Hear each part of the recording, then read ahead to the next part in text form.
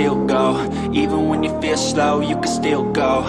Even when there's no hope, you can still go. I never answer to no, man, I still go. What's up, guys? Welcome back to the podcast.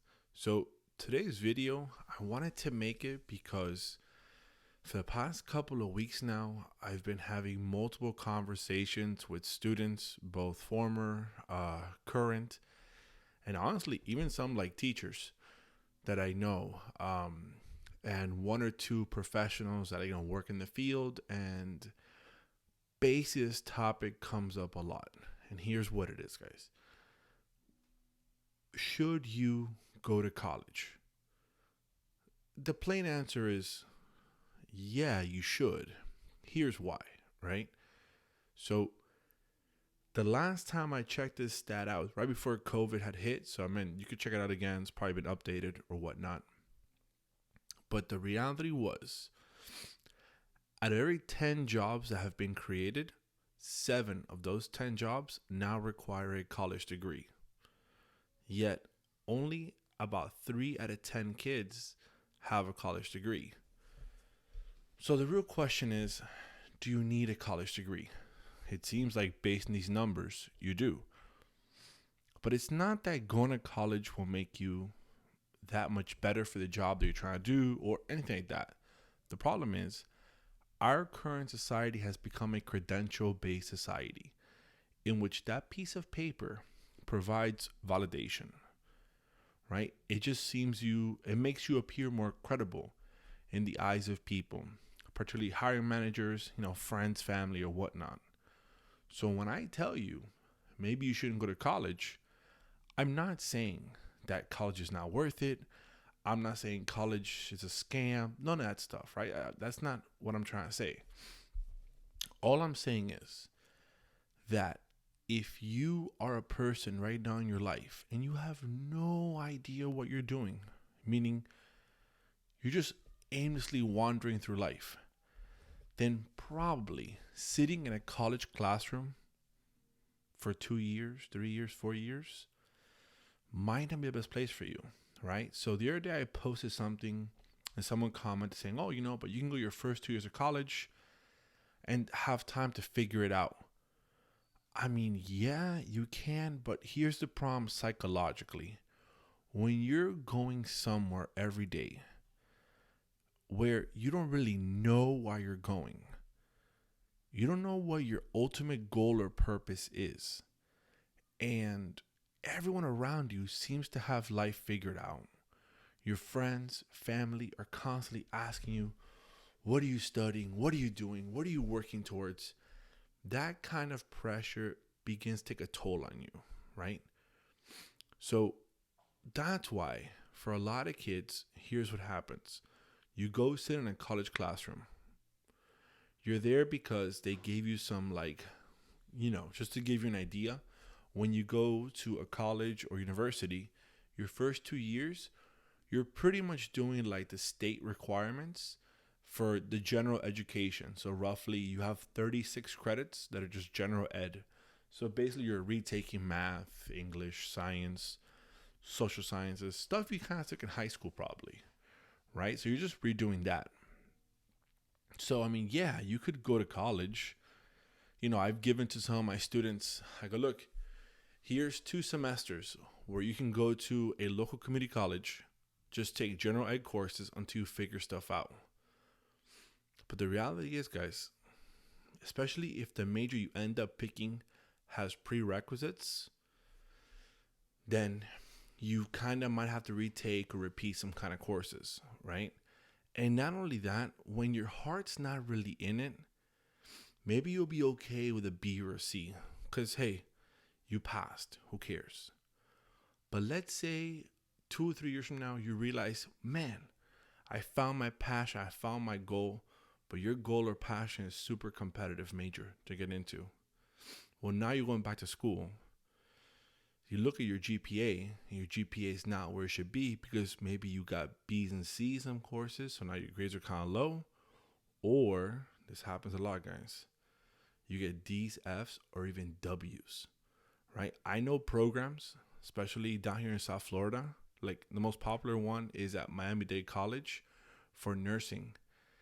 They legit have like in there where a certain amount of W's on your transcripts, especially in the prereq courses for the program, are a no-go, right? So what I'm saying to you is this ultimately. If you know what you want, right? Or you have an idea of what you want, like you have a general understanding of like, man, you know what? I like business, but I don't know exactly what kind of business I'm going to focus on, but I know I want to do something in the business world. Okay, perfect. Go to college, take your first 2 years, complete your prereq courses for business, and then from there, once you get to your junior year of college, you should have a better idea of what you want to focus on, right? That makes more sense. Now, let's say you don't go to college. Guys, there's nothing wrong with this, right? There's literally a bunch of jobs out there that you can get without a college degree. Some might even pay you more than a college degree. Now, I'm being honest, some of these jobs are physical jobs, which means you might end up working more. So, for example, I always jokingly tell my kids, go become a truck driver or go work construction or learn a skill or a trade. And while, yeah, someone with a skill or a trade, electricians, plumber, HVAC technicians, those guys have the potential to earn a lot of money. But yeah, it's physically exhausting, back-breaking work. So, I was talking the other day and someone goes, well, I wouldn't want to be a plumber. Even to make a lot of money, you're working with poop all day. And, that's a valid argument. So for that person, yeah, that's not a great career option. But there are plenty of plumbers who start their own businesses, who make pretty good livings just by having that skill set and background. So today what I want to focus on for you guys is this. There's kind of 3 stages where you could be in life right now. Maybe you just graduated high school or you just started college. You're about a year in maybe, and you're just not sure, right? You're dealing with the fact that like you're no longer a kid, right? Supposedly you're an adult, but you can't drink alcohol till you're 21. I think you can't buy cigarettes now either. People will treat you like an adult, but at the same time, treat you like a kid, right? So you're stuck in this weird spot. For the past 18, 19, 20 years maybe, you've had teachers, schools, your parents doing almost everything for you, making every single choice in your life for you. And it's kind of worked out maybe, right? But now you're an adult and you're sitting here having to make these huge life decisions in which nobody can really help you because they probably don't know themselves, right? So what you got to think about is, if you're 20, 21, 22, 23 years old, you could technically, the average age spans about 74, 75. The next 50 years of your life, you will spend doing whatever you study right now, right? You could change careers. You could pivot later in life. However, the reality is, guys, the older you get, the harder it is, right? So think of your life right now in your early 20s. It's like a blank whiteboard, right? There's nothing but possibilities. Opportunities are everywhere. However, you may not know about a lot of them, so you might feel like, stuck or, you just think about a couple of things here and there. So right now is when you can take those risks. Right now is when you can follow your passions, pursue your dreams, explore different things, right? If not now, when, right? Some people are lucky. Their parents, make good money.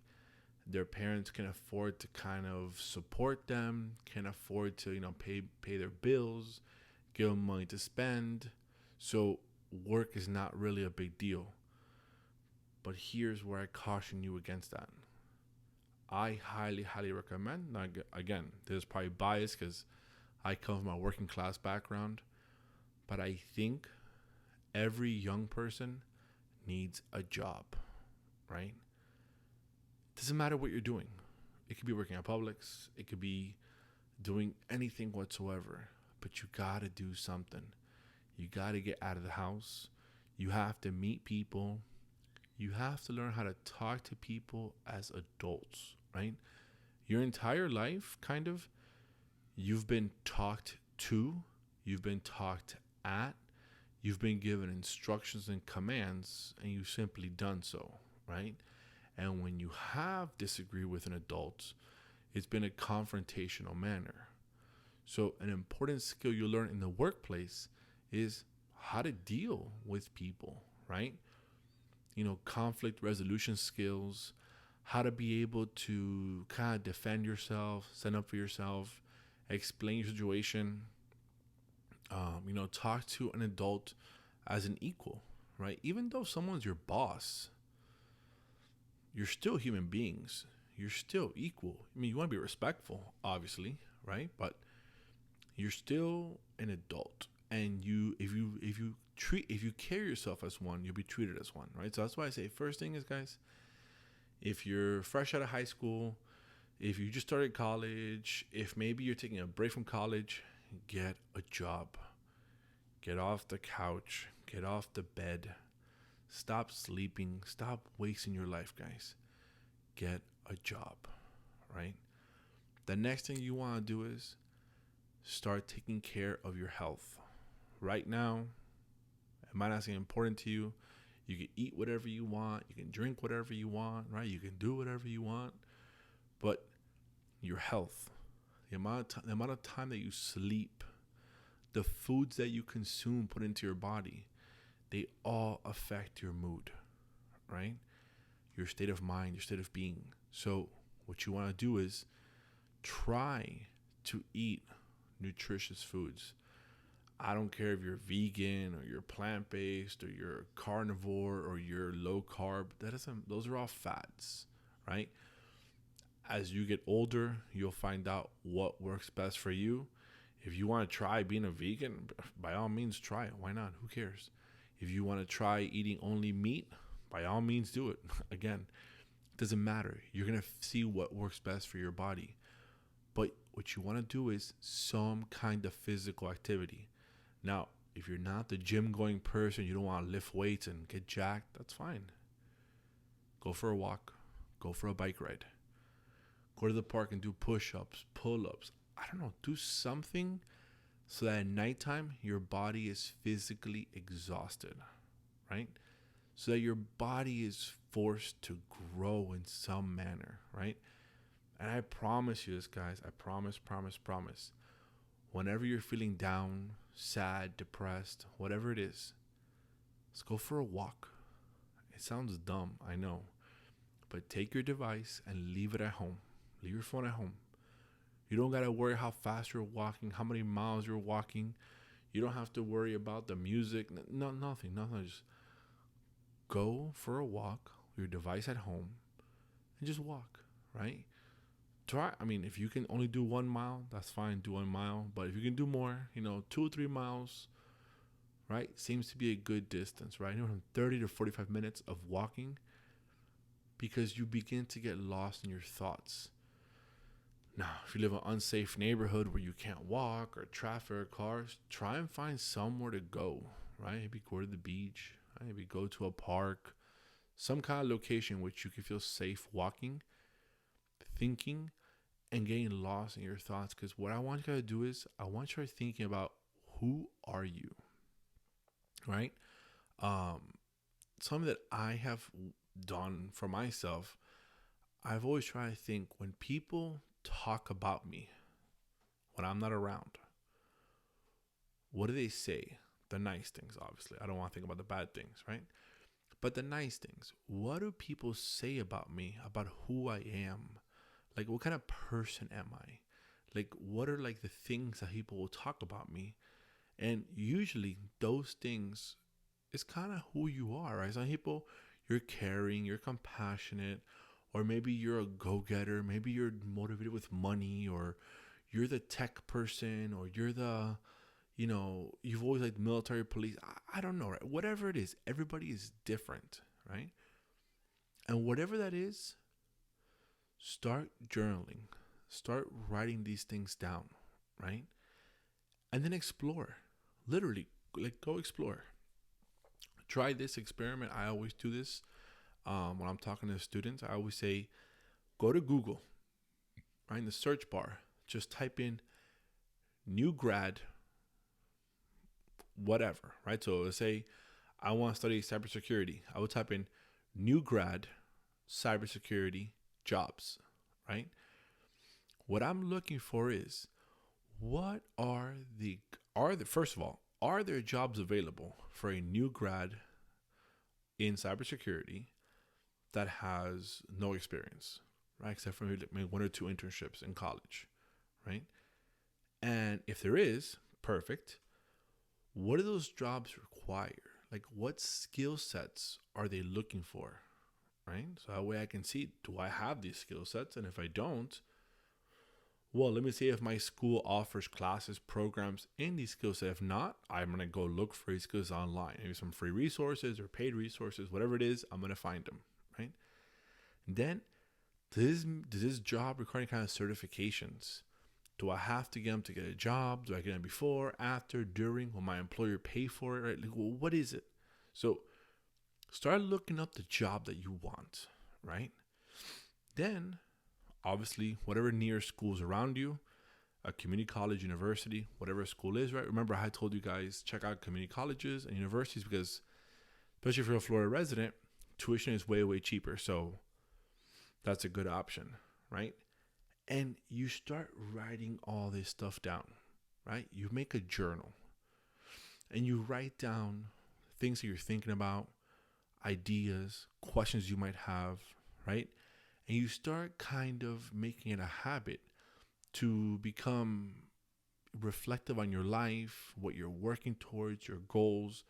You can adjust, and it helps you put things in perspective, right? Because let's say you start a diet, right? So I'm just jumping around a little bit. Let's say you start a diet, and you start on Monday, and by Thursday, you're frustrated. Whoa, it's only been 4 days, right? In 4 days, you're not going to see any real kind of change. It takes time to build these changes, right? You might need like at least a month, maybe 2 months to really notice it, 3 months for other people to notice it, right? It's not going to become instant, right?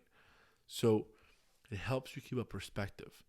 Then having these notes helps you create both like short-term goals and long-term goals, right?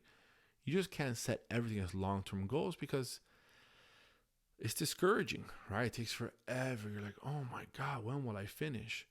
But if you break it down, like, oh, maybe you do like semester goals, and then those semester goals, you break them down even further into like monthly goals, weekly goals, daily goals, right? So that way, every day you're doing something, crossing it off your list.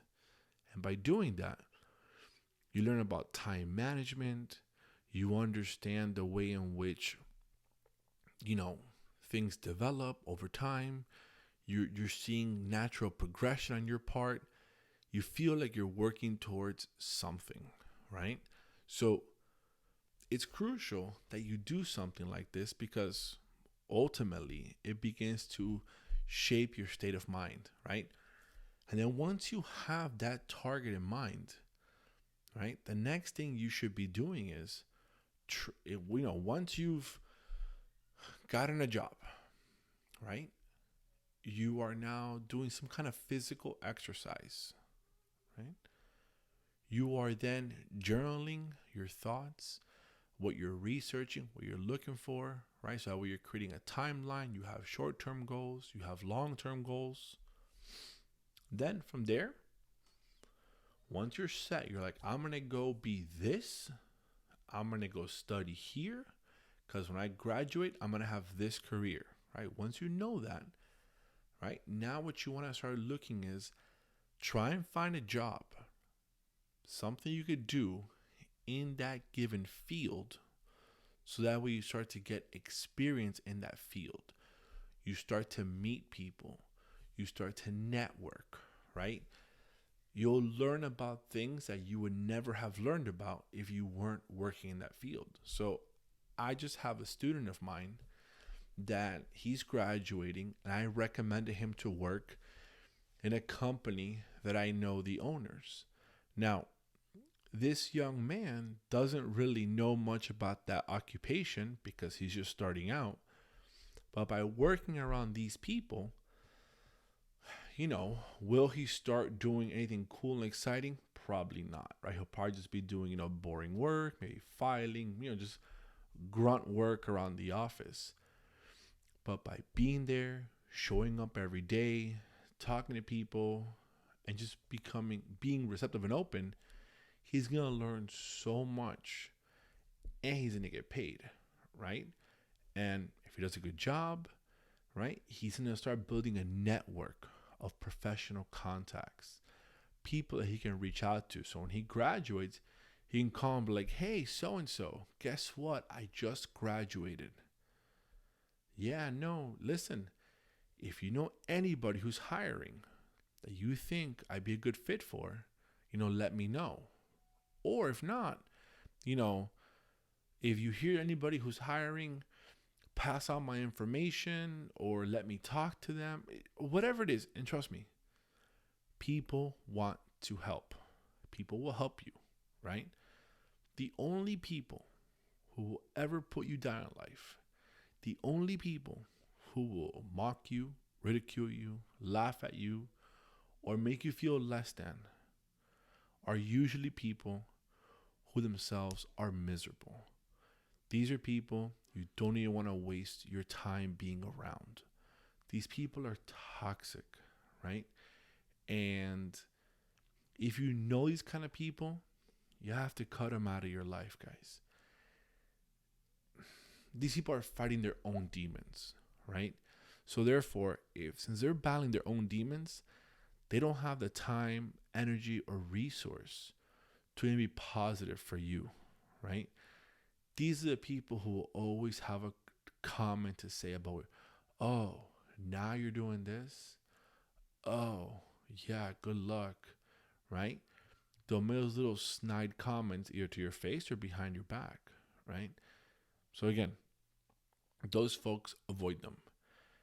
Be around people who are positive, right? People who can tell you, hey, look, just so you know, this is X, X, X, Y, Z. It's hard, it's difficult, but if you do this, this, this, and this, you can do it, right? People who have achieved something in life, they understand something very, very basic, which is why I think like sports for little kids are, instrumental. People who are successful in life, whether in a career or sports or whatever, they understand that in the beginning, whatever you're doing will be hard. In the beginning, when you first try something, you will suck. You will not be good at it. But if you continue to put in the work, put in the reps, keep showing up, I promise you, you will get better. Will you become the best? I don't know. But you will improve. You will get better. Things will get easier, right? But you gotta do your part. So that's when kids tell me, oh, I could never do that. I always tell them, you could. You can. If you want to, right? There's the expression goes, half the battle is just showing up. If you just keep showing up, that right there is more than enough, right? At least, working towards something. You also got to do your part, have things, right? So there's a lot of other factors, but just showing up, being consistent is key, right? So bring it all back to the very beginning. Should you go to college? And what I mean, or what I say is this: college is not the end all be all solution to all your problems. Chances are, right? If you go to college and you do not study something which is a specific job, like for example, if you go to college and study accounting, you're becoming an accountant when you graduate. If you go to college, do nursing, you're going to become a nurse when you graduate. Study computers, you'll do computer stuff when you graduate, right? Um, but other professions are not as clear. So, for example, the most common major that I hear all the time is psychology and for some reason, criminal justice, right? But psychology, kids always want to study it because it's interesting, right? I love psychology. Like, I love to read studies, I watch YouTube videos, right? I'm always trying to see the latest, work being done. My own degree was in sociology, which is a little bit different in psychology, right? But it's in the same field, the social sciences. So the social sciences are fun, right? They're interesting. They give you unique insight and perspective into how people think, behave, right? Like why they make choices they make, and it's interesting, right? Like behavioral economics. There's so many fields, super interesting. But for most of these fields, well, actually all of them, with a bachelor's degree in these fields, you really can't do anything, right? So then the question is, if you graduate college and you study one of these majors and all you got was a bachelor's degree, and now you're a new grad, you're 22, 23 years old, and you're saying, what now, right? There's not much you can do, right? There's plenty of jobs that exist in which they don't care what your degree is in, just that you have a degree. So I guess you could have one of those jobs, right? A lot of them are called like management trainee jobs where they don't care what you studied in college. Just you have a degree, check, you're hired, right? But it probably won't be a job that you thought about having. It won't be the job you envisioned having. It'll be a job. It'll pay your bills, right? You might make some good money there, but it won't be what you were expecting in life, which then leads to more disappointment. So if you like psychology, sociology, history, right, anthropology, these kind of fields, you can just buy the books yourselves. You can literally Google online, like Harvard psychology class reading list, right? And you can see like, all right, here's like the 10 most common books that kids in psychology programs at Harvard are reading. And you can read the books that they're reading. Now, obviously, you don't have the professor guiding you through the course. But on YouTube, there's literally a bunch of courses with professors that sometimes you can even follow along. I mean, they're recorded, but you follow along with them, right? I remember when I was in grad school, one of my favorite courses that I did online, which wasn't a real course, it was just like a reading group. This guy, David Harvey, where he basically read, Karl Marx's Capital, Volume 1. And it was these recorded lectures in which he's, talking about the readings, discussing, explaining. So if you read the chapter 1, come watch the video.